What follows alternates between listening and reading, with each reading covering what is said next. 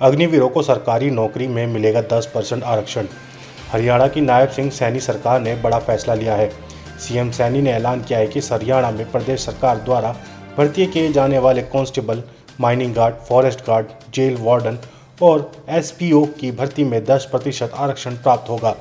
Group B और सी में सरकारी पदों के लिए अधिकतम आयु में 3 वर्ष की छूट प्रदान की जाएगी, परंतु अग्निवीरों के पहले बैच के मामले में यह छूट 5 वर्ष की होगी।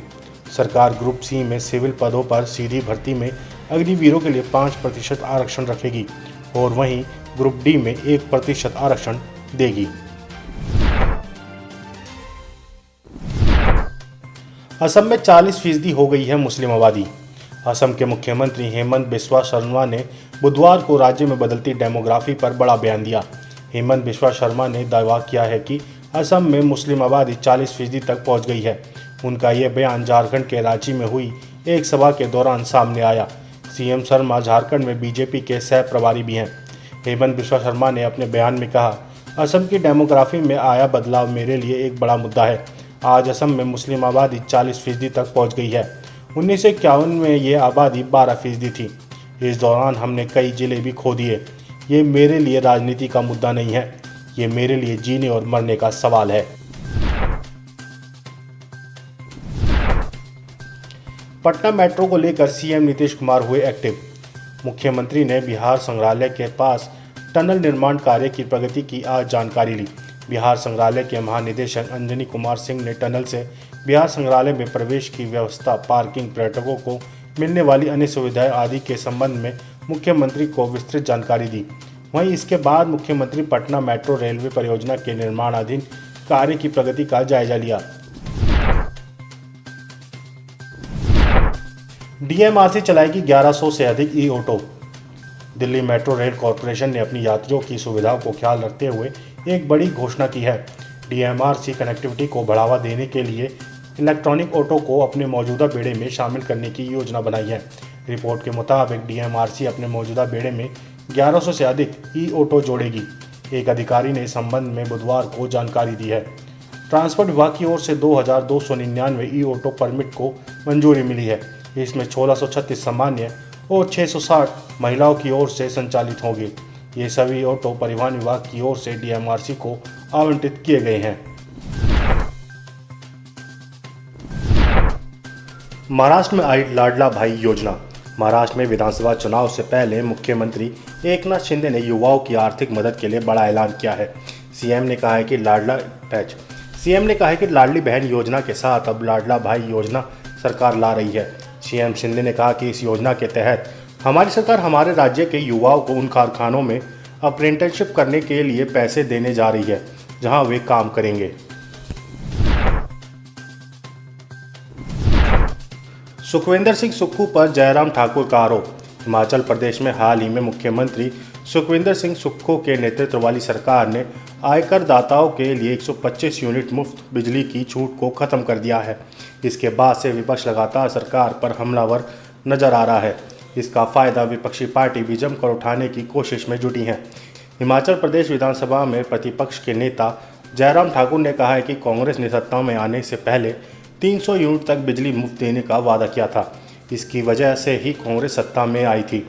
बिजली मुफ्त देने की बात तो दूर की बात है, अब वह सब्सिडी भी छीन ली गई है जो तत्कालीन बीजेपी सरकार के दौरान जनता को दी गई थी।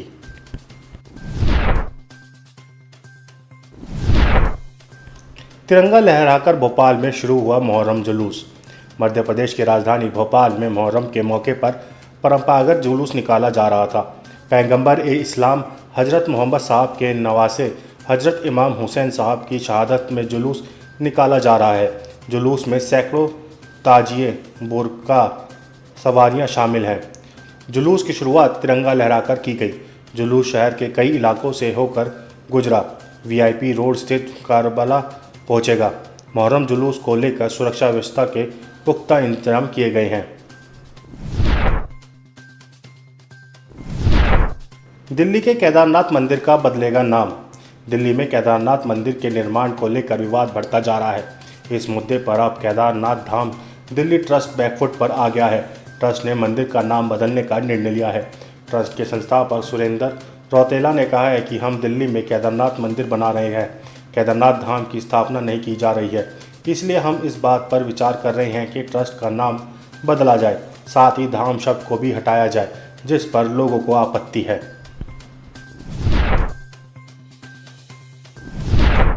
जो हमारे साथ है हम उनके साथ हैं। भारतीय जनता पार्टी के दिग्गज और पश्चिम बंगाल के नेता प्रतिपक्ष शुभेंद्र अधिकारी अक्सर अपने बयानों को लेकर सुर्खियों में रहते हैं। एक बार फिर वह अपने बयान को लेकर चर्चा में हैं। आज उन्होंने कहा कि मुसलमानों की बीजेपी में कोई जगह नहीं है। हम सबका साथ सबका विकास नहीं कहेंगे, बल्कि हम कहेंगे जो हमारे साथ है हम उनके साथ हैं। हालांकि कुछ घंटों में ही वह अपने बयान से मुकर गए। सीएम केजरीवाल पर हाई कोर्ट से बड़ा अपडेट। दिल्ली के मुख्यमंत्री और आम आदमी पार्टी के राष्ट्रीय संयोजक अरविंद केजरीवाल की याचिका पर हाई कोर्ट ने बुधवार को अपना फैसला सुरक्षित रख लिया। सीएम केजरीवाल ने सीबीआई की गिरफ्तारी और रिमांड को चुनौती दी है। इस याचिका पर हाई कोर्ट में आज सुनवाई हुई। सीएम केजरीवाल ने सीबीआई की गिरफ्तारी के मामले में हाई कोर्ट में जमानत याचिका भी दायर की थी। उनकी इस याचिका को 29 जुलाई को सुनवाई होगी। आज कोर्ट में सुनवाई के दौरान सीएम केजरीवाल के वकील अभिषेक मनु सिंघवी ने अंतरिम जमानत के लिए भी अपील की थी। इसे कोर्ट ने इनकार कर दिया। अफगानिस्तान में मुहर्रम पर बैन। अफगानिस्तान में तालिबान शासन में शिया मुसलमान खासा परेशान नजर आ रहे हैं। अफगानिस्तान के शिया मुसलमानों ने तालिबानी लड़ाकों पर झंडे फाड़ने और टेंट उखाड़ने का आरोप लगाया है। अफगानी शिया मुसलमानों ने बताया कि उनको उनके ही देश में दबाया जा रहा है। तालिबान उन्हें मुहर्रम मातम नहीं मनाने दे रहा है। दरअसल अफगानिस्तान में तालिबान शासन ने मुहर्रम को लेकर कड़े कानून बनाए हैं। इसके तहत मुहर्रम मनाने पर कई तरह के नियम लगा दिए गए हैं। हिजबुल के आतंकियों को आज भी पाल रहा पाकिस्तान। जम्मू कश्मीर में पाकिस्तान ही आतंकियों को भेज रहा है, इसका पुख्ता सबूत सामने आया है। पाकिस्तान आज भी हिजबुल मुजाहिदीन के आतंकियों को पाल रहा है, क्योंकि हिजबुल मुजाहिदीन के डिप्टी कमांडर शमशेर खान ने पाकिस्तान में बैठकर खुलेआम इंटरव्यू दिया है। फिलहाल यह इंटरव्यू किसी स्थान से दिया गया है यह स्पष्ट नहीं है, लेकिन यह हाल ही का है। शमशेर खान का इंटरव्यू जेके बोल नाम के डिजिटल चैनल ने लिया है। इसमें वह बता रहा है कि किस तरह से उसका संगठन कश्मीर में दशकों से काम कर रहा है।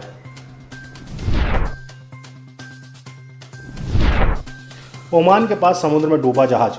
ओमान से एक बड़ी खबर सामने आ रही है, जिसके मुताबिक यमन की तरफ से बढ़ रहा एक ऑयल टैंकर जहाज समुद्र में डूब गया है। ओमान के समुद्री सुरक्षा केंद्र के मुताबिक इस ऑयल टैंकर का नाम प्रेस्टीज फाल्कन बताया जा रहा है, जिस पर सवार 16 क्रू मेंबर्स का अभी तक कोई सुराग नहीं मिला है। तेल के इस जहाज पर सवार 16 क्रू मेंबरों में से 13 भारतीय नागरिक हैं और 3 श्रीलंकाई नागरिक बताए जा रहे हैं, लेकिन वह कहाँ हैं, किस हालात में हैं, इसका कोई अंदाज़ा नहीं है।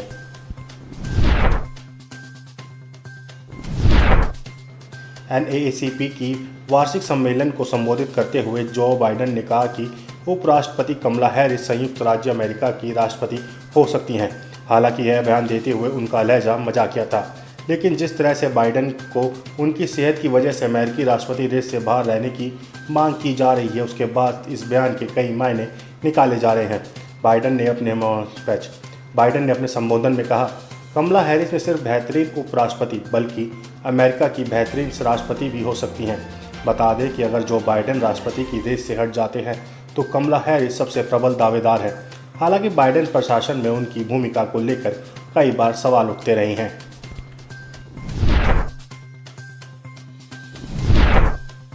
क्या ट्रंप पर हमले में ईरान का हाथ?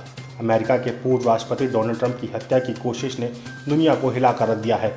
इस बीच एक बड़ी खबर सामने आई है कि ट्रंप पर हमले से कुछ हफ्ते पहले अमेरिकी एजेंसियों को मानवीय सूत्रों से खुफिया जानकारी मिली थी कि ईरान पूर्व राष्ट्रपति की हत्या की साजिश रच रहा है। CNN ने सूत्रों के हवाले से इसकी जानकारी दी और बताया कि हत्या की टिप मिलते ही सीक्रेट सर्विस ने ट्रंप की सुरक्षा काफ़ी ज़्यादा कड़ी कर दी थी। हालांकि सूत्रों ने यह पर इस बात को साफ कर दिया है कि ट्रंप पर शनिवार को हमला करने वाले हमलावर थॉमस मैथ्यू क्रूज का ईरान से कोई लेना देना नहीं है। आप इस खबर के बारे में क्या सोचते हैं, हमें कमेंट सेक्शन में बताएं। साथ ही ब्रह्मास्त्र न्यूज़ को सब्सक्राइब और शेयर भी जरूर करें।